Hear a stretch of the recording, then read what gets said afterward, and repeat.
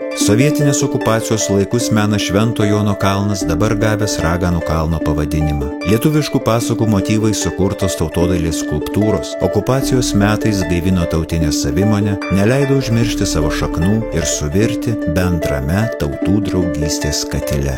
Švento Jono kalne nutūpusios raganos ir velniai tarsi palaikė šioje vietoje nuo amžių švenčiamos joninių nakties tradiciją. Kalbiname Neringos miesto savivaldybės kultūros skyriaus vedėją Narūną Lendraitį. Esame, ko gero, pačiame nuostabiausiame, pačiame gražiausiame Kuršių Nerijos kalne, pačioje gražiausioje lankytinoje vietoje Raganų kalne. Nors Neringa tikrai garsėja savo nepaprastai gražia gamta, nepaprastai išpuoselėta aplinka, bet štai šis Raganų kalnas Neringos lankytinų vietų kontekste, lankytinų vietų tinkle, jeigu galima tai pavadinti, turi tikrai ypatingą reikšmę, nes Raganų kalną šią medinių skulptūrų ekspoziciją kiekvienais metais aplanko tūkstančiai. Šimtai tūkstančių, ko gero, Lietuvos užsienio turistų, ir šiame Raganų kalne mes pristatome visą savo geriausią tautinį paveldą. Jeigu kalbėti apie Raganų kalno istoriją, ji tikrai yra labai įdomi, labai spalvinga, labai graži. Pats Raganų kalnas buvo pradėtas kurti 1979 metais ir dėka 3 metus iš eilės čia į Juodkrantę atvykstančių medžio skulptorių. Visa ši aplinka buvo papuošta tikrai nuostabiomis medžio skulptūromis. Jose, galima sakyti, yra atspindima mūsų tautosaka. Visas Raganų kalnas yra paremtas lietuvių liaudės pasakomis, lietuvių liaudės personažais. Žinoma, čia atsispindi ir mūsų regiono mažosios Lietuvos tautosaka. Kasgi buvo tie žmonės, kurie sukūrė štai šį nuostabų meno šedevrą? Kaip jau minėjau, Raganų kalnas buvo pradėtas kurti dar tarybiniais laikais. Ir aš čia stovėdamas bandau įsivaizduoti tą situaciją Juodkrantėje, štai šį Raganų kalną. Jis tikrai atrodė visiškai kitaip. Nebuvo tų medžių ir viskas čia atrodė kitaip. Vietiniai gyventojai, pagyvenę vietiniai gyventojai dar šiandien prisimena tas dienas, kuomet iš visos Lietuvos suvažiuodavo patys geriausi, patys stipriausi liaudės meistrai ir į ąžuolą bandydavo įkvėpti gyvybę. Mes džiaugiamės, kad šiandieną ši ekspozicija dar gyva ir džiugina Lietuvos užsienio turistus, džiugina ir moksleivių grupės, kurios, kaip jau minėjau, tūkstančiais lanko šį objektą. Taip jau gyvenimas yra surėdytas, kad kiekvienas žmogaus ar tai Dievo sukurtas daiktas, jis turi būti prižiūrėtas.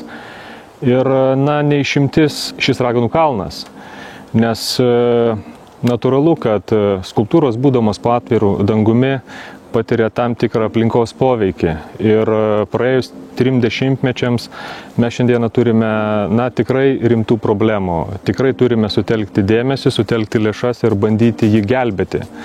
Dar 98 metais buvo pradėtas medžio skulptorių simpoziumas Raganų kalnas. Jį inicijavo Neringos savivaldybė kartu su Lietuvos tautodailininkų sąjunga. Tikslas to simpoziumo kaip tik ir buvo gelbėti skulptūras. Mes kaip tik stovime prie vienos iš skulptūrų, kuriai, kaip matote, buvo, jeigu taip galima pasakyti, pakeistas viršugalvis. Taip pat šita skulptūra buvo pakelta ir pastatyta ant metalinių strypų, nes visos skulptūros buvo įkasamos įkastos į žemę ant tokių medinių stulpų. Ir natūralu, kad su laiku tie stulpai nupuvo ir tiesiog reikėjo ieškoti kažkokių tai sprendimų.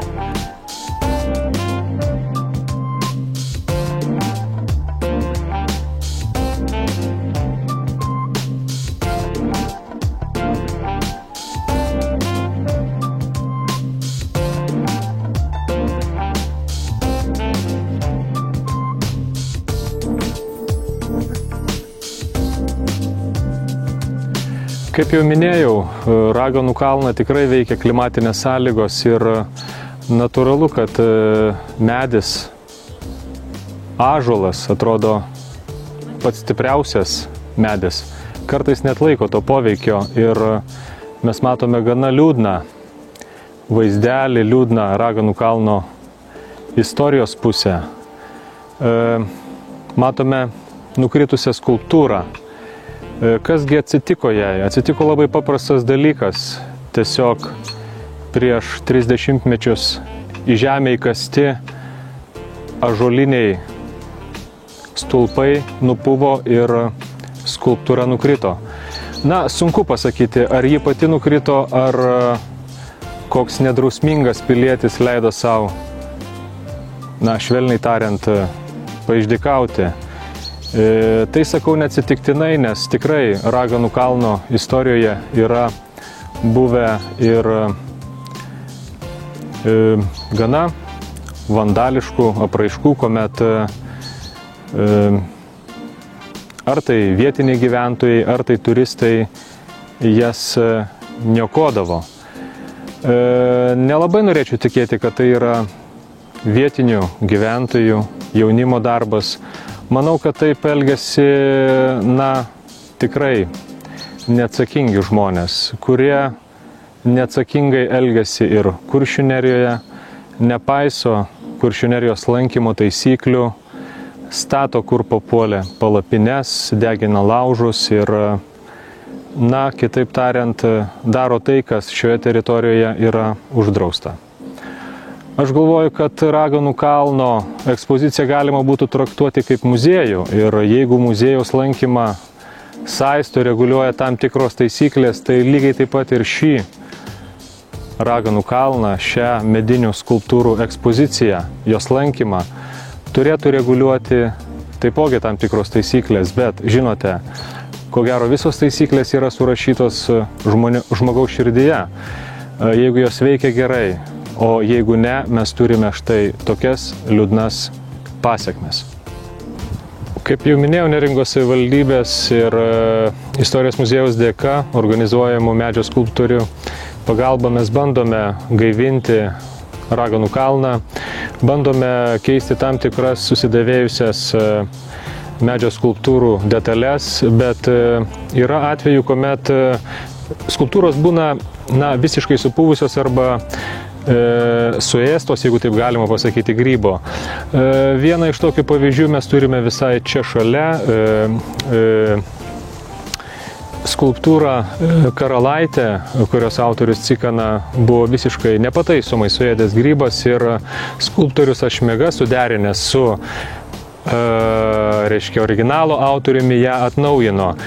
Ką dar norėtųsi pastebėti, kad visas šias iniciatyvas, šią pagalbą Raganų kalnų remia ne tik valstybė, savivaldybė mūsų, bet kartu ir privatus rėmėjai. Tai vat kaip tik tą atvejį, kuomet paminėjau, reiškia, šį projektą rėmė kaip tik privati kompanija Rockwool. Aš manau, kad visų šių pastangų dėka mes sugebėsime išsaugoti Raganų kalną ateities kartoms, sugebėsime ne tik išsaugoti senasias skulptūras, bet suradę daugiau lėšų galėsime šią ekspoziciją tęsti ir plėsti. Neringos savivaldybė turi ir daugiau gražių idėjų, na, tarkime, pagyvinti, padaryti Raganų kalną patrauklesnį. Viena iš tokių galėtų būti vasaros sezono metu organizuojami naktiniai reidai apšviestą Raganų kalną kartu su kažkokiais tai mini spektakliais prikeliant pasakų personažus ir panašiai. Kita idėja tai Raganų kalno pabaigoje esantis griuvėsiai, kuriuos atstačius galima būtų įrengti savotiškas kūrybinės dirbtuves vaikam ir jaunimui, ir ne tik galbūt šeimoms, tenai galima būtų demonstruoti drožybos meną ir panašiai. Taigi aš manau, kad ši medinių skulptūrų ekspozicija tikrai turi gražią ateitį ir mes ne tik sugebėsim išsaugoti senasias Raganų kalno skulptūras, bet taip pat sugebėsime sukurti ir naujas. Elgesio Kuršių Nerijos nacionalinėme parke taisyklės.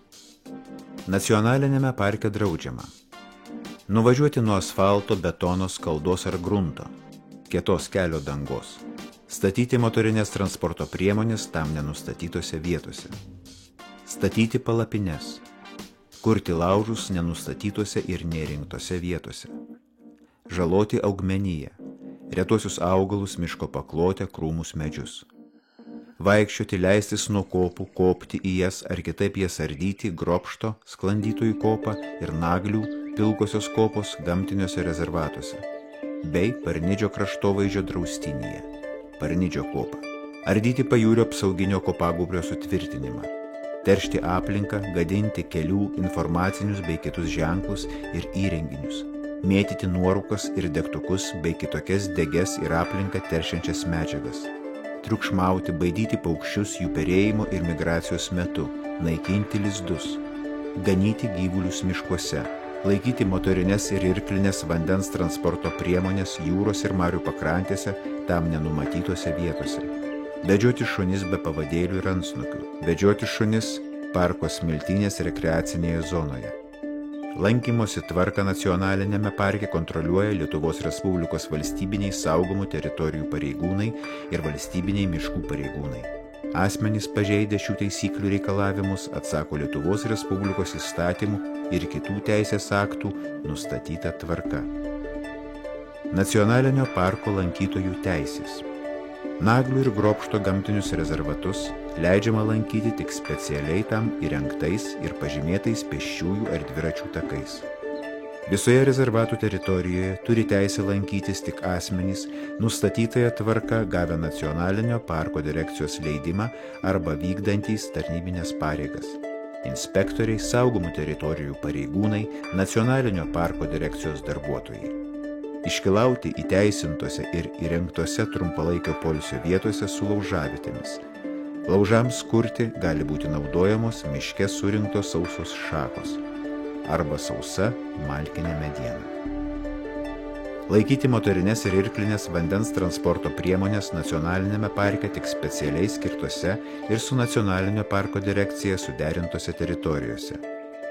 Organizuoti turistinius žygius ir išvykas, masinius renginius, sportinės varžybas, išskyrus buriavimą ir irklavimą, bei renginius organizuojamus Neringos ir Klaipėdos miesto savivaldybių, Kuršių Nerijos gyvenvietėse. Turint nacionalinio parko direkcijos bei savivaldybių raštiškus leidimus. Prašymai renginiui organizuoti turi būti pateikiami ne vėliau kaip prieš 5 dienas iki renginio organizavimo. Leidimus iš anksto suderinus galima atsiimti nacionalinio parko direkcijoje, taip pat savivaldybėse arba paprašyti išsiųsti faksu ar paštu.